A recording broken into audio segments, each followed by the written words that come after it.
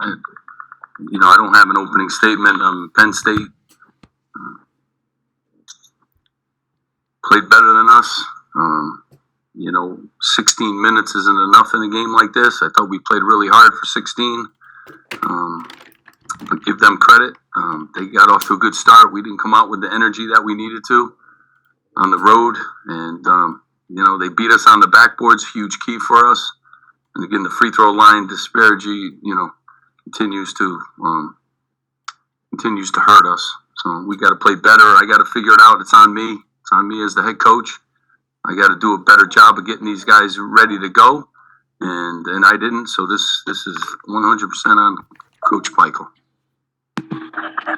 We'll start with Bobby and then Brian Fonseca. Steve, did they do anything differently? I mean, you said you got to come out more energy. What kind of went into that big skid in the first half? Well, I mean, we missed a lot of layups. I thought we weren't moving the ball offensively. We knew they play a different way than some of the teams we've played. We had a couple good days to prepare for them too. Didn't make shots again. Didn't get off to the kind of start, but I still thought we had chances.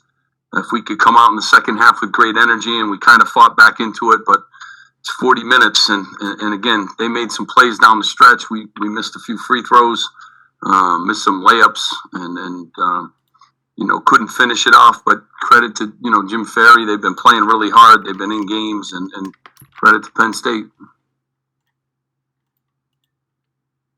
Steve, guys looked visibly frustrated in the first half, and it seems like things are just starting to pile up on them. Are you worried about where this team is mentally right now, and how do you keep that from getting worse? Yeah, I mean, you're going to be frustrated when you don't make shots and you don't play the way that you like. I mean, that's expected. We haven't played well, and it's my job to change it. But we got guys in the game there at the end. They played with great energy, and clawed back in. This team didn't quit. We just have to play better, and they won't be as frustrated. They weren't frustrated when we were winning. So, when hard times hit, that's when you see what your team is made of. And we're going to continue we still have a lot of basketball left to be played. And it's us in that locker room that have to figure it out and get better. And I have confidence that they will. We'll go to Chris Eisman and then Richie. Steve, in this type of stretch, I mean, is it tough for guys to sometimes try to fight the urge to try and do too much, maybe overthink things, and then that kind of leads to what happened in the first half there, where they're just trying to be too perfect at times? Do you see any of that? You get a lot of it, and they're overthinking a lot of things right now. And the narrative of our program's always been that we defend and we rebound, and again, we out-rebounded Wisconsin and then get out-rebounded in this game. So got to be more consistent with what we do. I got to do a better job.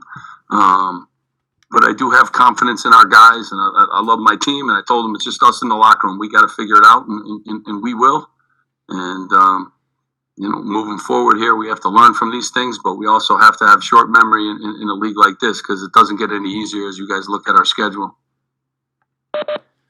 Hey, Steve, on the TV, I should guess during the game, the announcer said that Ron had his best practice of the year on Sunday, or that you told them that, I guess. What made that his best practice? And then the second one I got for you real quick, I noticed Miles Johnson has a captain badge on his jersey now. When did that happen, and what went into that decision? Yeah, Ron did have his best practice the other day, and when he was vocal, he was really good. Both ends of the floor, and Ron has, days like that. And you saw him, too, in the second half, really put together a half for us. So he needs to continue to string those together and stuff. Ron's a good player. And, Miles does everything, for us. And even tonight, 14 points and 7 rebounds, he, deserves to be captain. He's been here a while, and he's as good a kid and student and basketball players as we could have.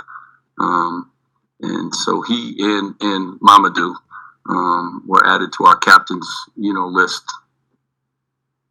All right, Aaron Brightman and then Chris Nowalski.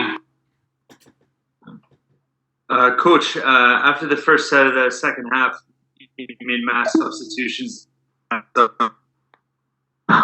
a while. Was there anything you said to them specifically, and how did you felt they responded the rest of the game? Yeah, I mean, I thought they did. I mean, trying to get, play with some great energy and get some guys that were going to go. And it's tiring when you're down by that many points. You got to exert a lot of energy. So guys needed some blows. So I like those guys came in. They gave us some good minutes. They've been working really hard. I thought they could give us, a nice lift. They kind of did while our starters got some rest. But we're trying to find some, some solutions too to some of our woes. Hey, Coach. Obviously you guys are on the losing streak now, but did your stretch in the second half kind of give the guys more confidence? I don't know. I'm sure it was like a mental thing Our guys want to win. They're working really hard. They want to win. They're great kids, and they hear about the streak all the time. They hear it. They hear it all the time, and they're trying to do a great job trying to get us onto another streak. So. I was, again, 14 minutes in the second half. We played really good basketball. It's a 40-minute league. So we got to make sure that we do that moving forward here. We'll go to Bobby and 5 seconds. Steve, when you're on a losing streak like this, do you feel like some of the guys might get in their own heads and maybe you have to do something a little differently as a coach to maybe try and get them on a different plane mentally? Yeah, I mean, we do a lot of things. We watch a ton of film with them. We do different things in practice. We have different approaches. But, it's a league. We have 2 days now to prepare for Indiana. So, and we got to play better. And we got to play better defensively, and we got to play better offensively.